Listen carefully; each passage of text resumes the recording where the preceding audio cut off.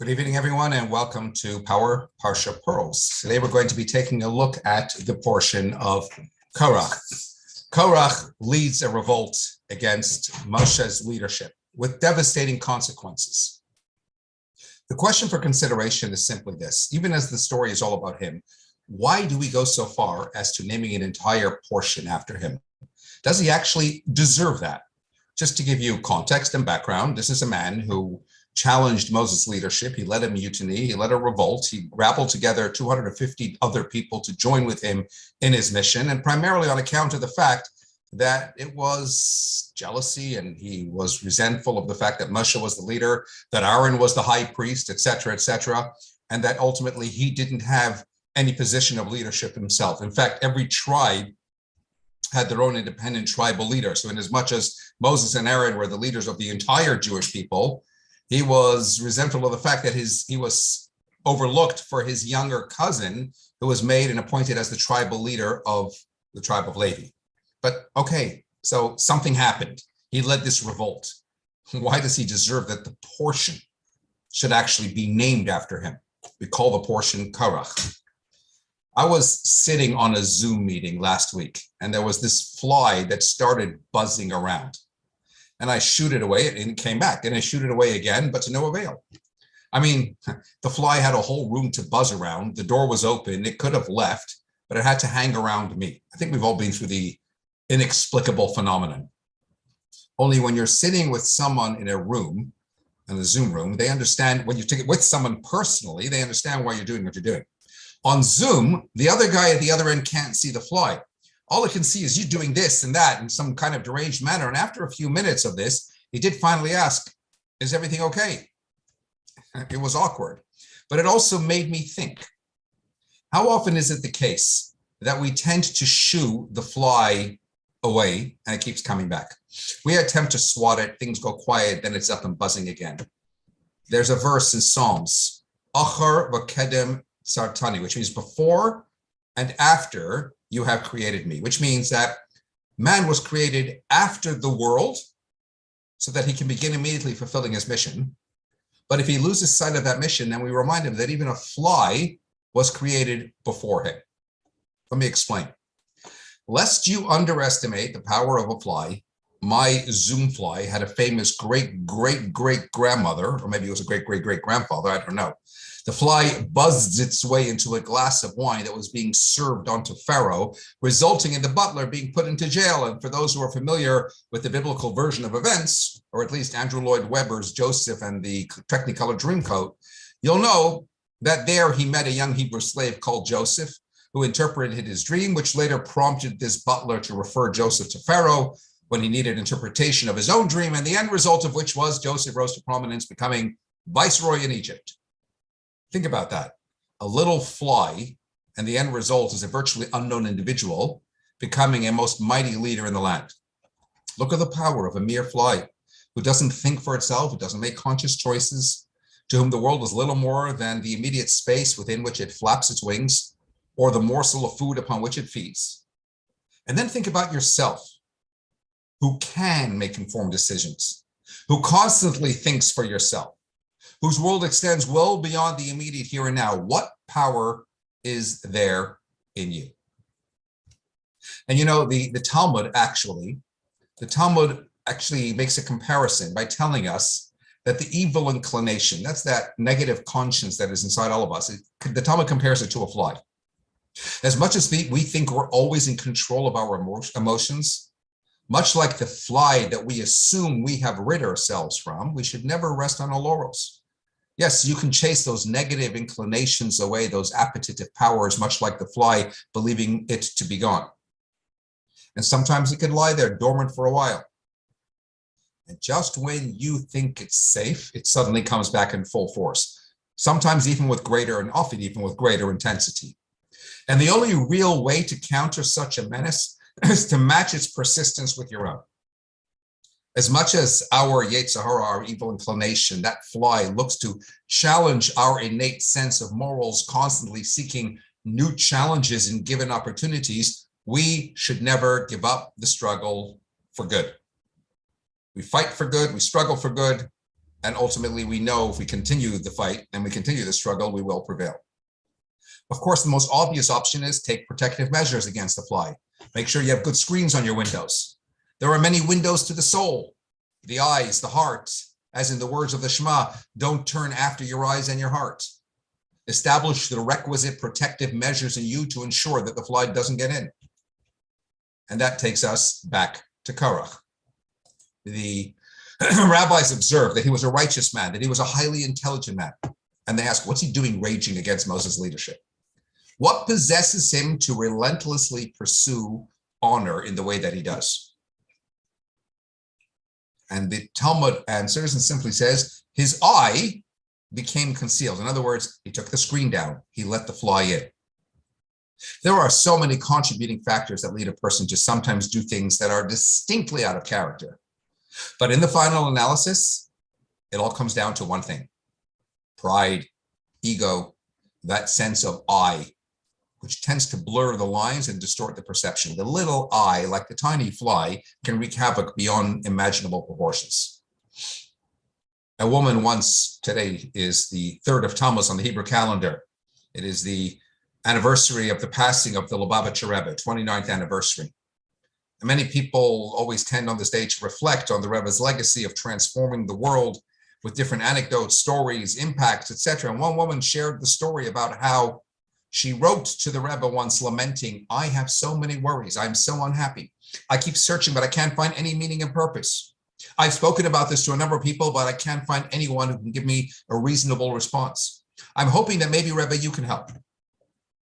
And the Rebbe sent her back her own letter with each of the 7 times she wrote the word I circled and added, this is the source of your problem. You know what led to the division between Korach and Moshe, or what leads to so much of the anarchy in our world today? What causes breakdowns in friendships and relationships? People tend to disagree on different issues. That's fine. Life would be boring otherwise. But whether you can agree to disagree amicably or perceive the disagreement as an attack on yourself is what it all comes down to. When you see a disagreement with your belief system as an attack on your ego, then you become defensive. And the more time you spend defending your ego, the more you reaffirm its reality. And the more you defend the illusion of the ego as real, the more concepts and ideas you will encounter in the world that don't fit into your reality, and you perceive those different concepts as assaults to your reality.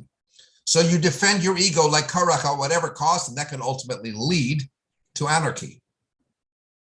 Now, I never imagined a fly interrupting a Zoom meeting could teach me so much.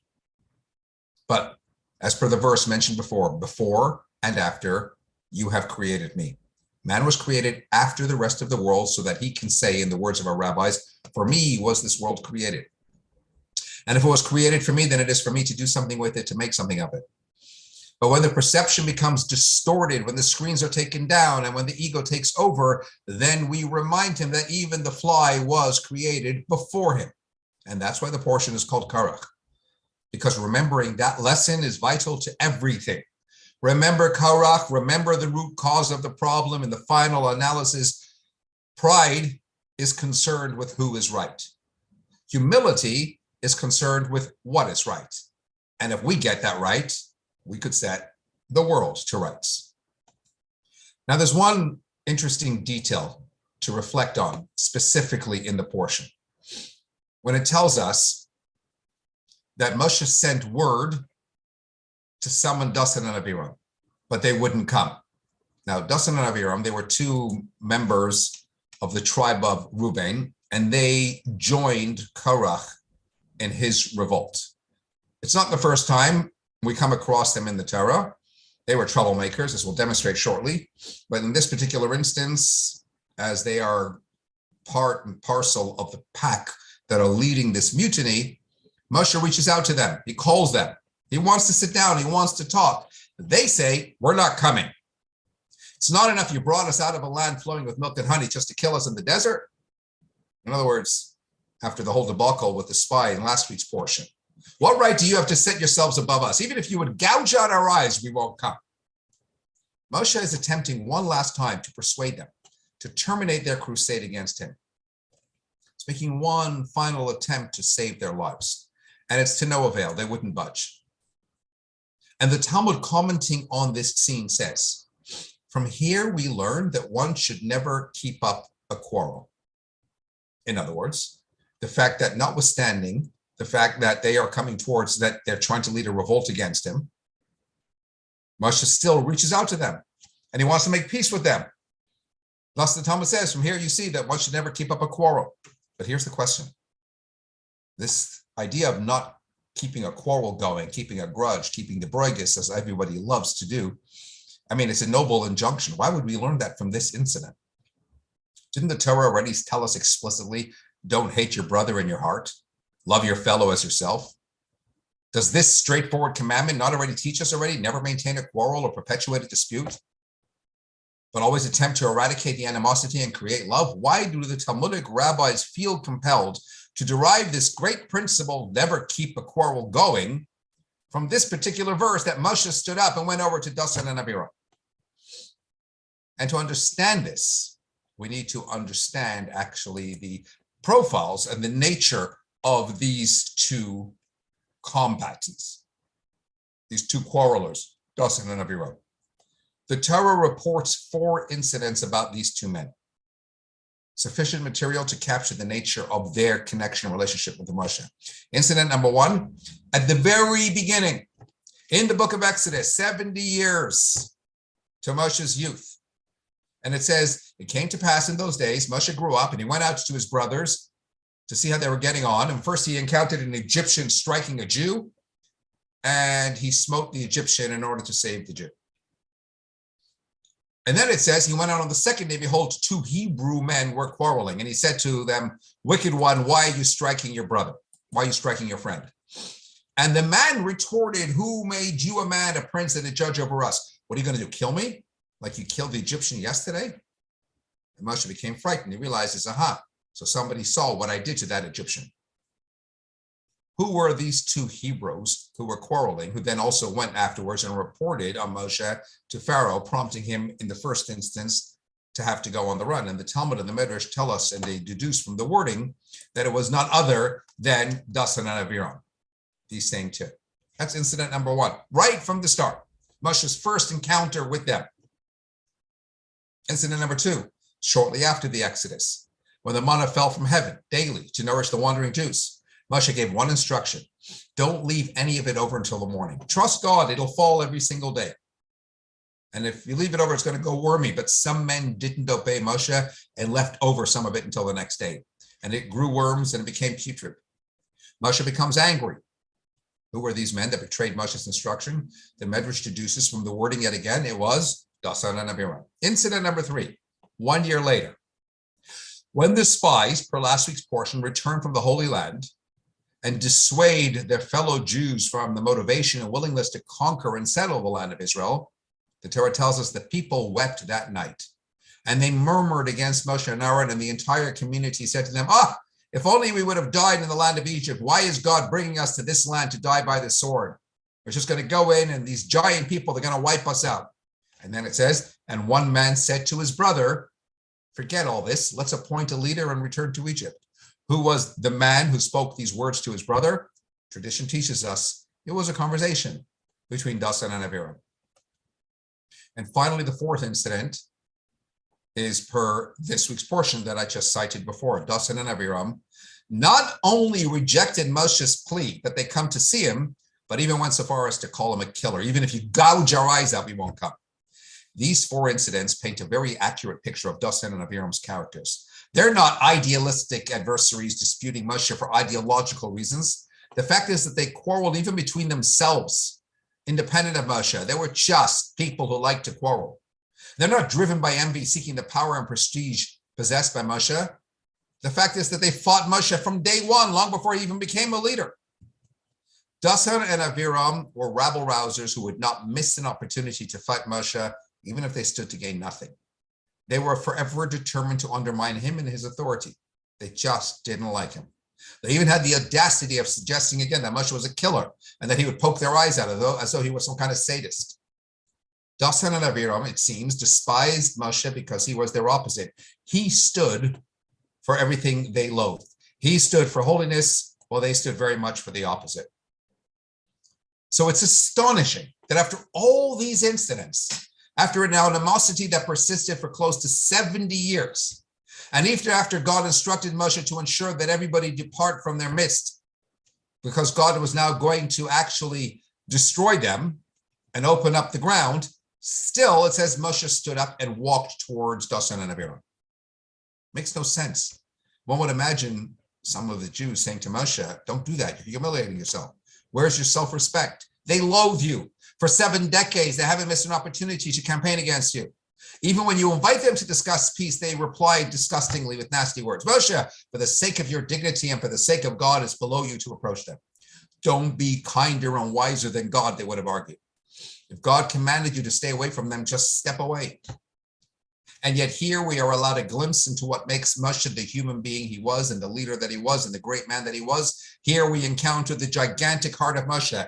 His dedication, his loyalty, his love to every single member of his people knew no bounds. Even his fiercest and lifelong enemies were engaged in an intense battle against him. He's not going to give up the chance of seeking peace with them and saving their lives. In fact, it's this verse, Moshe stood up and went over to Dathan and Abiram, that demonstrates to us why the mutiny against Moshe was so profoundly wrong. It was Moshe's uncompromising identification with his people, no matter to what depths they might have fallen, that made him qualified to have all the power he had. Only a human being so selfless and humble can be trusted with so much power. Moshe's extraordinary dedication to his people turned him into the authentic Jewish leader.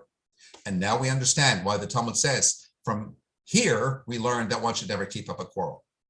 The instruction, don't hate your brother in your heart, love your fellow as yourself, that suggests that one should not foster animosity in one's heart. Expose and deal with your grudges. Ultimately, learn to love your fellow human being, because on a deeper soul level, we're all children of God. But how about in a situation when you feel that somebody really has issues with you? When somebody is, for lack of a better word, addicted to alienating themselves from you? What about when you can justly assume that no matter what you will do, this person will never change? Why not just write him or her off and accept the quarrel as an immutable fact of life? Why not make peace with this inevitable state of war? This is what Moshe taught us at that moment. He stood up and he went over to Dathan and Abiram. Don't keep up a quarrel. Despite the fact that he could have rightly assumed that his adversaries would not change their position, he didn't allow assumptions based on past experiences to stop him from his peace efforts. Moshe knows fighting and animosity amongst Jews is a malignant disease, and he's not going to give up the slightest opportunity. Just try to stop it. In his magnum opus, the Tanya, Rabbi Shneur Zalman of Liadi says, each and every soul of the house of Israel contains within something of the quality of our teacher Moshe, which means we're also empowered to emulate Moshe's example, at least in some small fashion. To become comfortable with fragmentation is a tragedy.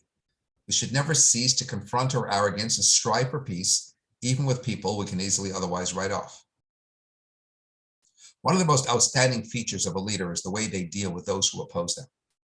Sadly, some individuals, maybe in the Jewish world, never miss an opportunity to criticize leaders, to denigrate them, to scoff at them.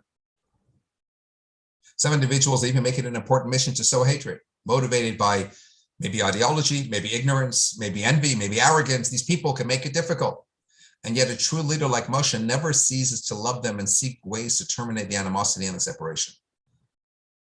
A leader never makes peace with the fact that some Jews just won't get along with each other. They'll loathe disunity amongst Jews, and they will seek every opportunity to foster mutual respect and affection.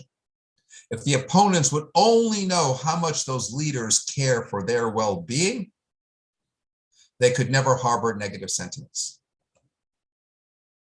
A rabbi once verbally attacked the Lubavitcher Rebbe pretty harshly. When the rabbi realized how mistaken he was, he wrote a whole long letter of apology to the Rebbe and expressed his hope that the Rebbe would not bear a grudge against him. And the Rebbe responded, "Believe me when I tell you, I don't have the time to bear grudges against people." The challenge is to inculcate this perspective in all of our hearts as well. Where do you find the time to bother bearing grudges against people? Where do you find the time and the energy to hate? The time should be used to change the world for the better. If we, the spiritual heirs of Moshe, could only emulate his example to whatever extent we strive to do, the world would be so much more of a better place. Wishing you